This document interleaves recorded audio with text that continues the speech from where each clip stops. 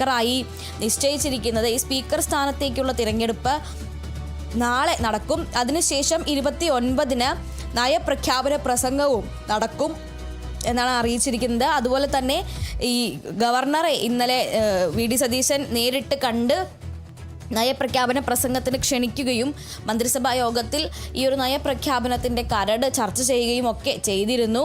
അതിൻ്റെ എല്ലാം ആദ്യ പടിയായാണ് ഇന്ന് ഇപ്പോൾ ആദ്യ നിയമസഭാ സമ്മേളനം ചേർന്ന് എല്ലാ MLA-മാരുടെയും ഒരു സത്യപ്രതിജ്ഞാ ചടങ്ങ് നടക്കാനിരിക്കുന്നത്.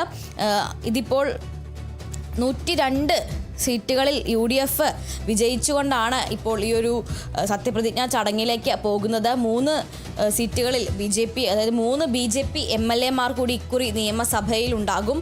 അതുപോലെ തന്നെ മറ്റൊരു പ്രധാനപ്പെട്ട കാര്യം എന്ന് പറയുന്നത് ജി സുധാകരൻ്റെ മുന്നിൽ, അതായത് CPIM-ൽ നിന്ന് പുറത്തു വന്ന് UDF-ൻ്റെ പിന്തുണയോടെ മത്സരിച്ച് ജയിച്ച ജി സുധാകരനാണ് എല്ലാവർക്കും, അതായത് കമ്മ്യൂണിസ്റ്റ് പാർട്ടിയിൽ നിന്ന് ജയിച്ച MLA-മാർക്കടക്കം സത്യവാചകം ചൊല്ലിക്കൊടുക്കുക എന്നാണ്. ഇന്നലെ ഈ സത്യപ്രതിജ്ഞ ചെയ്തതിന് ശേഷം ജി സുധാകരൻ ഒരു പ്രതികരണം നൽകിയിരുന്നു.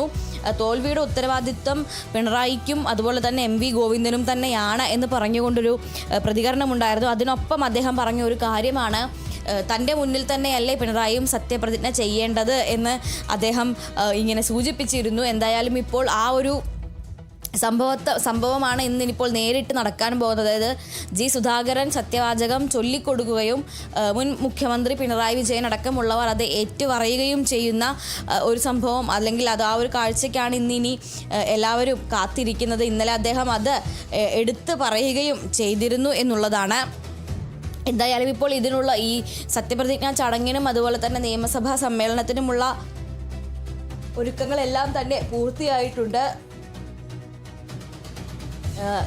നിലവിൽ അക്ഷരമാല ക്രമത്തിൽ ഏറ്റവും ആദ്യം സത്യപ്രതിജ്ഞാ ചടങ്ങിൽ ആദ്യത്തെ പേര് അബ്ദുൽ ഗഫൂറിൻ്റേത്, അതായത് കളമശ്ശേരിയിൽ നിന്ന് ജയിച്ച അബ്ദുൽ ഗഫൂറിൻ്റേതാണ് ആദ്യത്തെ പേര് വരിക. അദ്ദേഹത്തിൻ്റെ എന്ന ആ ഒരു ഇനീഷ്യലുകൾ പേരിന് പിന്നിലാണ് വരുന്നത്. അതുകൊണ്ട് തന്നെ അബ്ദുൽ ഗഫൂർ എന്ന ക്രമത്തിലാണ് അദ്ദേഹത്തിൻ്റെ പേര്. അതുകൊണ്ട് ആദ്യം സത്യപ്രതിജ്ഞ ചെയ്യുക അബ്ദുൽ ഗഫൂർ ആയിരിക്കും.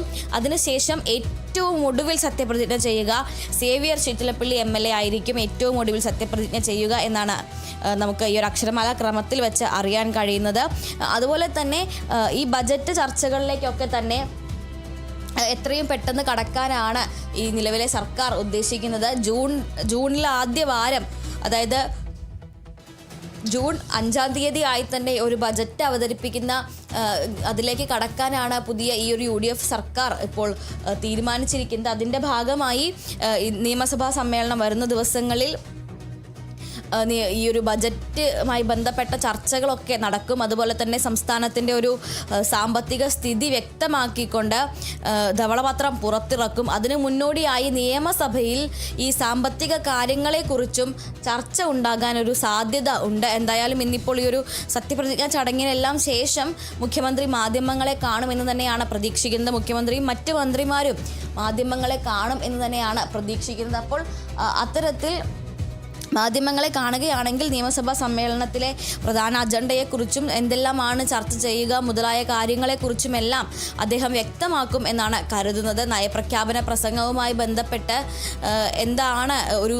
നിലവിലെ ഒരു നയം അല്ലെങ്കിൽ എന്താണ് നിലപാട് എന്നുള്ളതടക്കം ഒരുപക്ഷെ അദ്ദേഹം വാർത്താസമ്മേളനത്തിൽ വ്യക്തമാക്കിയേക്കും എന്ന് തന്നെയാണ് കരുതുന്നത്. എന്തായാലും വളരെ ദിവസങ്ങൾക്ക് ശേഷം നിരവധി ചർച്ചകൾക്കും അതുപോലെ തന്നെ നിരവധി പിണക്കങ്ങൾക്കും എല്ലാം ശേഷം ഇപ്പോൾ മന്ത്രിമാരും വകുപ്പുകളും എല്ലാം തീരുമാനമായിരിക്കുകയാണ്. ഇന്നലെയാണ് ഈ ഒരു വകുപ്പുകൾ തീരുമാനിച്ചുകൊണ്ട് മുഖ്യമന്ത്രി വി.ഡി. സതീശൻ ഗവർണർക്ക് പട്ടിക കൈമാറിയത്. അതിനുശേഷം ആയിരുന്നു മന്ത്രിസഭാ യോഗം നടന്നത്. ഏറ്റവും വലിയൊരു പ്രതിസന്ധി എന്തായിരുന്നു എന്ന് വെച്ചാൽ ഇന്നലെ ഈ ഒരു ഗസറ്റഡ് വിജ്ഞാപനം പുറത്തിറങ്ങിയിട്ടില്ലായിരുന്നുവെങ്കിൽ ഇന്നത്തെ നിയമസഭയിൽ ചരിത്രത്തിൽ ആദ്യമായിട്ടായിരിക്കും വകുപ്പില്ലാത്ത മന്ത്രിമാർ പങ്കെടുക്കേണ്ടി വരിക. ആ ഒരു സാഹചര്യം ഒഴിവാക്കാനാണ് ഇന്നലെ അവസാന ഘട്ടത്തിൽ വളരെ തിരക്കിട്ട് തന്നെ പട്ടിക കൈമാറുകയും ഗവർണറെ ക്ഷണിക്കുകയും ചെയ്തത്. എന്തായാലും ഇപ്പോൾ ആ കാര്യങ്ങളെല്ലാം തന്നെ അന്തിമമാക്കിക്കൊണ്ട് നാളെ 16ാം കേരള നിയമസഭയുടെ ഇന്ന് 16ാം കേരള നിയമസഭയുടെ ആദ്യ നിയമസഭാ സമ്മേളനം ചേരാൻ പോവുകയാണ്. 10 വർഷത്തിന് ശേഷമാണ് പുതിയ ഒരു സർക്കാർ ഈ ഒരു നിയമസഭാ സമ്മേളനം നടത്താൻ പോകുന്നത്. കഴിഞ്ഞ 2 ടേമിലെയും LDF ഭരണത്തിന് ശേഷം ഇപ്പോൾ 10 വർഷത്തിന് ശേഷം പുതിയൊരു സർക്കാർ നിയമസഭാ സമ്മേളനം വിളിച്ചു ചേർക്കുകയാണ്. ഈ പുതിയ സർക്കാരിലെ MLA-മാരുടെ സത്യപ്രതിജ്ഞയോടുകൂടിയാണ് നിയമസഭാ സമ്മേളനം ആരംഭിക്കുന്നത്. Pro tem സ്പീക്കറായ G. സുധാകരൻ മുഴുവൻ MLA-മാർക്കും സത്യവാചകം ചൊല്ലിക്കൊടുക്കും. അതിനുശേഷം ഓരോ ആളുകളും അവരുടെ പേരിൻ്റെ അക്ഷരമാലാ ക്രമത്തിലായിരിക്കും ഈ സത്യവാചകം ചൊല്ലി സത്യപ്രതിജ്ഞ ചെയ്ത് ചുമതല ഏറ്റെടുക്കുക. അതിനുശേഷം 29-ാം തീയതി സ്പീക്കറുടെ തിരഞ്ഞെടുപ്പും നടക്കും. ശരി, വ്യക്തമാണ്. എന്തായാലും VD സതീശന്റെ മന്ത്രിസഭയിലെ മന്ത്രിമാരുടെ കാര്യത്തിലും അവരുടെ വകുപ്പുകളുടെ കാര്യത്തിലുമൊക്കെ ഒരു തീരുമാനമായി. ഇനി MLA-മാരുടെ സത്യപ്രതിജ്ഞ കൂടി നടക്കേണ്ടതുണ്ട്. 16ാം കേരള നിയമസഭയിലെ MLA-മാരുടെ സത്യപ്രതിജ്ഞ ഇന്നാണ് നടക്കുന്നത്. രാവിലെ 9 മണിക്കാണ് സത്യപ്രതിജ്ഞ ചടങ്ങ്. Pro tem സ്പീക്കറായ G. സുധാകരനാണ് പുതിയ അംഗങ്ങൾക്ക് സത്യവാചകം ചൊല്ലിക്കൊടുക്കുക. മുൻ മുഖ്യമന്ത്രി പിണറായി വിജയൻ അടക്കമുള്ള നേതാക്കൾക്ക് MLA-മാർക്കാണ് പ്രോട്ടേം സ്പീക്കറായിട്ടുള്ള G. സുധാകരൻ സത്യവാചകം ചൊല്ലിക്കൊടുക്കുന്നത്. അക്ഷരമാല ക്രമത്തിൽ സത്യപ്രതിജ്ഞ നടക്കുക. നാളെ സ്പീക്കർ തിരഞ്ഞെടുപ്പും നടക്കും. 29-നാണ് നയപ്രഖ്യാപന പ്രസംഗം. കൂടുതൽ വിവരങ്ങൾ നൽകിയത് അതുല്യ രാമചന്ദ്രനാണ്.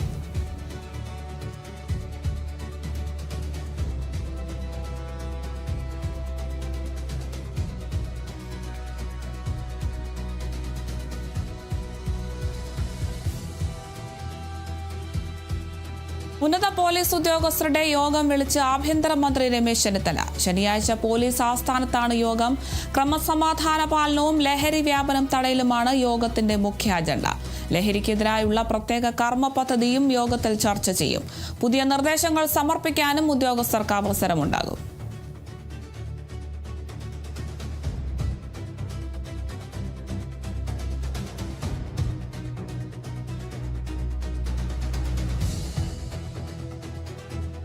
ഉന്നത പോലീസ് ഉദ്യോഗസ്ഥരുടെ യോഗം വിളിച്ചിരിക്കുകയാണ് ആഭ്യന്തരമന്ത്രി രമേശ് ചെന്നിത്തല. ശനിയാഴ്ചയാണ് പോലീസ് ആസ്ഥാനത്ത് യോഗം ചേരുന്നത്. മുഴുവൻ പോലീസ് ഉദ്യോഗസ്ഥരുടെയും യോഗമാണ് നടത്തുക.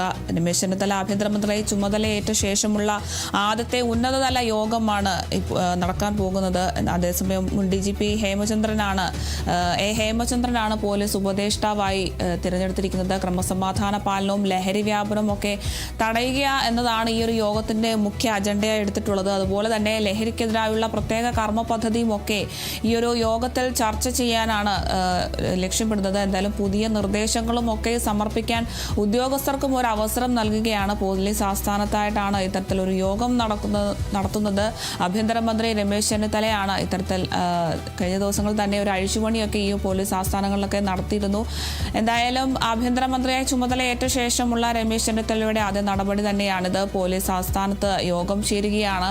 ക്രമസമാധാന പാലനവും ലഹരി വ്യാപനം തടയലുമൊക്കെയാണ് ഇതിന്റെ ഒരു പ്രധാന അജണ്ടയായി പറയുന്നത്. ആഭ്യന്തരമന്ത്രിയുടെ പോലീസ് ഉപദേഷ്ടാവായിട്ടാണ് ഹേമചന്ദ്രനെ, മുൻ DGP ആയിട്ടുള്ള ഹേമചന്ദ്രനെ നിയമിച്ചിരിക്കുന്നുള്ളത്. ഉത്തരവ് ഉടൻ തന്നെ പുറത്തിറങ്ങും. എന്തായാലും മന്ത്രിമാരിലെ സീനിയർ മുഖമായ രമേശ് ചെന്നിത്തലയ്ക്ക് മന്ത്രിപദത്തിലെ ഒരു 3ാം ഊഴമാണുള്ളത്. എന്തായാലും ആഭ്യന്തരമന്ത്രിയായി ചുമതലയേറ്റ ശേഷമുള്ള ആദ്യത്തെ നടപടിയായിട്ടാണ് ഈ ഒരു യോഗം വിളിച്ചിരിക്കുന്നത്. ഉദ്യോഗസ്ഥരുടെ യോഗം വിളിച്ചിരിക്കുന്നു. ഉന്നത പോലീസ് ഉദ്യോഗസ്ഥരുടെ യോഗമാണ് ആഭ്യന്തരമന്ത്രി രമേശ് ചെന്നിത്തല വിളിച്ചിരിക്കുന്നത്. ശനിയാഴ്ച പോലീസ് ആസ്ഥാനത്താണ് യോഗം ചേരുന്നത്. ക്രമസമാധാന പാലനവും ലഹരി വ്യാപനവും തടയലുമാണ് യോഗത്തിന്റെ മുഖ്യ അജണ്ട. ലഹരിക്കെതിരായുള്ള എല്ലാ കർമ്മ പദ്ധതികളും യോഗത്തിൽ ചർച്ച ചെയ്യുന്നുണ്ട്. അതുപോലെ തന്നെ പുതിയ നിർദ്ദേശങ്ങൾ എന്തെങ്കിലും ഉണ്ടെങ്കിൽ അതൊക്കെ സമർപ്പിക്കാൻ പോലീസുകാർക്കും ഉദ്യോഗസ്ഥർക്കും ഒരു അവസരം കൂടി നൽകുകയാണ് ആഭ്യന്തരമന്ത്രി രമേശ് ചെന്നിത്തല.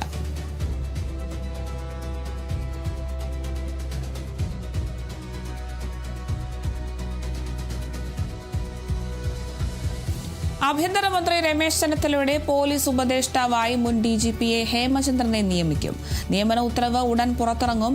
1986 ബാച്ചിലെ IPS ഉദ്യോഗസ്ഥനാണ് ഹേമചന്ദ്രൻ. 2020 മെയ്യിലാണ് ഫയർഫോഴ്സ് ആൻഡ് റെസ്ക്യൂ മേധാവിയായി ഹേമചന്ദ്രൻ വിരമിച്ചത്. ഏറെ വിവാദങ്ങൾ സൃഷ്ടിച്ച സോളാർ കേസ് അന്വേഷിച്ച SITയുടെ മേധാവിയായിരുന്നു ഹേമചന്ദ്രൻ.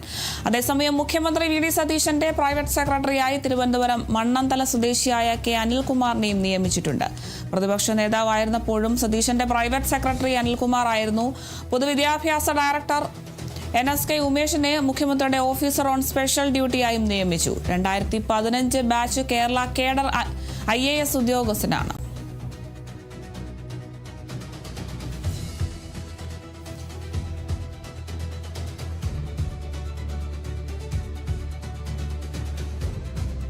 VD സതീശൻ മന്ത്രിസഭയിലേക്കുള്ള മന്ത്രിമാരെ ഒക്കെ തിരഞ്ഞെടുത്തതിനു ശേഷം ഇവരുടെ വകുപ്പുകളുടെ കാര്യത്തിൽ ഇന്നലെയോടെ തന്നെ തീരുമാനമായി. ഇന്നിപ്പോൾ ഇതാ MLA മാരുടെ സത്യപ്രതിജ്ഞ നടക്കുന്നു. ഇന്നലെ പ്രോട്ടം സ്പീക്കറായി ഗവർണർ സത്യവാചകം ചൊല്ലിക്കൊടുത്തു G സുധാകരന്. ഇന്നിപ്പോൾ MLA മാരുടെ സത്യപ്രതിജ്ഞ നടക്കുന്നു. നാളെ ഇതുപോലെ സ്പീക്കറെയും തിരഞ്ഞെടുക്കുകയാണ്. എന്തായാലും ഈ ഒരു ഘട്ടത്തിൽ ആഭ്യന്തരമന്ത്രി രമേശ് ചെന്നിത്തലയുടെ പോലീസ് ഉപദേഷ്ടാവായി മുൻ DGP ഹേമചന്ദ്രനെയും നിയമിക്കാനുള്ള ഒരു തീരുമാനമായിട്ടുണ്ട്. നിയമന ഉത്തരവ് ഉടൻ തന്നെ പുറത്തിറങ്ങും. 1986 ബാച്ചിലെ IPS ഉദ്യോഗസ്ഥനാണ് ഹേമചന്ദ്രൻ. 2020 മെയ്യിലാണ് ഫയർഫോഴ്സ് ആൻഡ് റെസ്ക്യൂ മേധാവിയായി ഹേമചന്ദ്രൻ വിരമിച്ചത്. ഏറെ വിവാദങ്ങളൊക്കെ ഉണ്ടാക്കിയ സോളാർ കേസ് അന്വേഷിച്ച SITയുടെ മേധാവിയായിരുന്നു ഹേമചന്ദ്രൻ. ഉമ്മൻചാണ്ടി മന്ത്രിസഭയിലും ഒക്കെ അദ്ദേഹം തിളങ്ങി നിന്നൊരു വ്യക്തിയായിരുന്നു. അതേസമയം മുഖ്യമന്ത്രി VD സതീശന്റെ പ്രൈവറ്റ് സെക്രട്ടറിയായി തിരുവനന്തപുരം മണ്ണന്തല സ്വദേശിയായ K അനിൽകുമാറിനെയും നിയമിച്ചിരിക്കുകയാണ്. പ്രതിപക്ഷ നേതാവായിരുന്നപ്പോഴും സതീശന്റെ പ്രൈവറ്റ് സെക്രട്ടറി ആയിരുന്നു അനിൽകുമാർ. പൊതുവിദ്യാഭ്യാസ ഡയറക്ടർ NSK ഉമേഷിനെ മുഖ്യമന്ത്രിയുടെ ഓഫീസർ ഓൺ സ്പെഷ്യൽ ഡ്യൂട്ടിയായും നിയമിച്ചിട്ടുണ്ട്. 2015 ബാച്ച് കേരള കേഡർ IAS ഉദ്യോഗസ്ഥനാണ്. അങ്ങനെ എല്ലാ ഒരു തസ്തികകളിലേക്കുമൊക്കെയുള്ള ഒരു നിയമനം വന്നിരിക്കുന്നു. ഇനി ഇതുമായി ബന്ധപ്പെട്ടുള്ള ഉത്തരവുകൾ കൂടി വരേണ്ടതുണ്ട്. എന്തായാലും ആഭ്യന്തരമന്ത്രി രമേശ് ചെന്നിത്തലയുടെ പോലീസ് ഉപദേഷ്ടാവായി മുൻ DGP ഹേമചന്ദ്രനെ നിയമിക്കാനുള്ള ഉത്തരവ് ഉടൻ തന്നെ പുറത്തിറങ്ങും.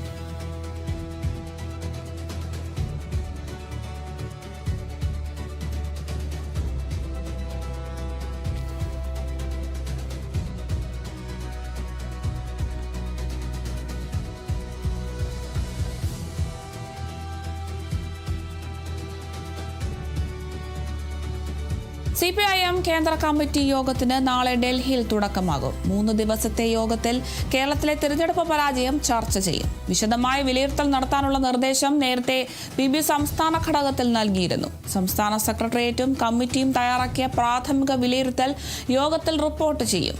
പിണറായി വിജയനെ പ്രതിപക്ഷ നേതാവാക്കാനുള്ള സംസ്ഥാന കമ്മിറ്റിയുടെ നിർദ്ദേശത്തെ ഓൺലൈനായി ചേർന്ന PB യോഗത്തിൽ നിരവധി അംഗങ്ങൾ എതിർത്തിരുന്നു. കേന്ദ്ര കമ്മിറ്റിയിലും ഈ കാര്യത്തിൽ എതിർപ്പ് ചിലർ ഉയർത്താനാണ് സാധ്യത. ഡൽഹിയിൽ ചേർന്ന PB യോഗത്തിൽ ഭരണവിരുദ്ധ വികാരമാണെന്നുള്ള അഭിപ്രായം ചില PB നേതാക്കൾ പങ്കുവച്ചിരുന്നു. പാർട്ടിക്കൊരു പുതിയ നേതൃത്വം വരണമെന്ന നിർദ്ദേശവും PB യോഗത്തിൽ ഉയർന്നു.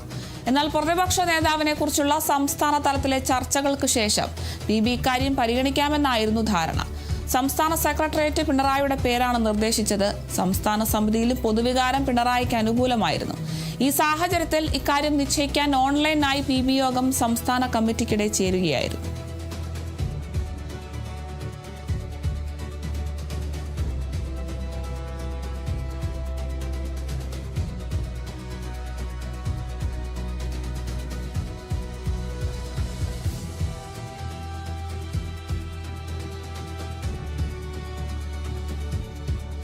സംസ്ഥാന നിയമസഭാ തെരഞ്ഞെടുപ്പിൽ CPIM-നേറ്റ തോൽവി ഇപ്പോൾ വലിയ ചർച്ചകളിലേക്ക് പോവുകയാണ്. ജില്ലാ സെക്രട്ടേറിയറ്റ് വരെ വലിയ രീതിയിൽ വിമർശനമാണ് മുൻ മുഖ്യമന്ത്രി പിണറായി വിജയനെതിരെയും ഗോവിന്ദ മാസ്റ്റർക്കെതിരെയും ഒക്കെ ഉയർത്തുന്നത്.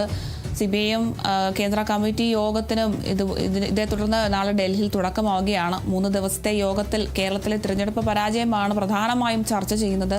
വിശദമായ വിലയിരുത്തൽ നടത്താനുള്ള നിർദ്ദേശമൊക്കെ നേരത്തെ തന്നെ PB സംസ്ഥാന ഘടകത്തിന് നൽകിയിരുന്നു. എന്തായാലും സംസ്ഥാന സെക്രട്ടേറിയറ്റും കമ്മിറ്റിയും തയ്യാറാക്കിയ പ്രാഥമിക വിലയിരുത്തൽ യോഗത്തിലൊക്കെ റിപ്പോർട്ട് ചെയ്യും. പിണറായി വിജയനെ പ്രതിപക്ഷ നേതാവാക്കാനുള്ള സംസ്ഥാന കമ്മിറ്റിയുടെ നിർദ്ദേശത്തെ ഓൺലൈനായി ചേർന്ന PB യോഗത്തിൽ നിരവധി പേർ എതിർക്കുന്ന ഒരു സാഹചര്യം ഉണ്ടായിരുന്നു. എന്തായാലും ഈ ഒരു റിപ്പോർട്ടൊക്കെ പരിഗണിച്ചായിരിക്കും ഡൽഹിയിൽ ചേർന്ന യോഗത്തിലൊക്കെ ഇതൊക്കെ ചർച്ചയാവാനുള്ള സാധ്യതയുണ്ട്. എന്തായാലും നാളെയാണ് CPIM കേന്ദ്ര കമ്മിറ്റി യോഗം ഡൽഹിയിൽ തുടങ്ങുന്നത്.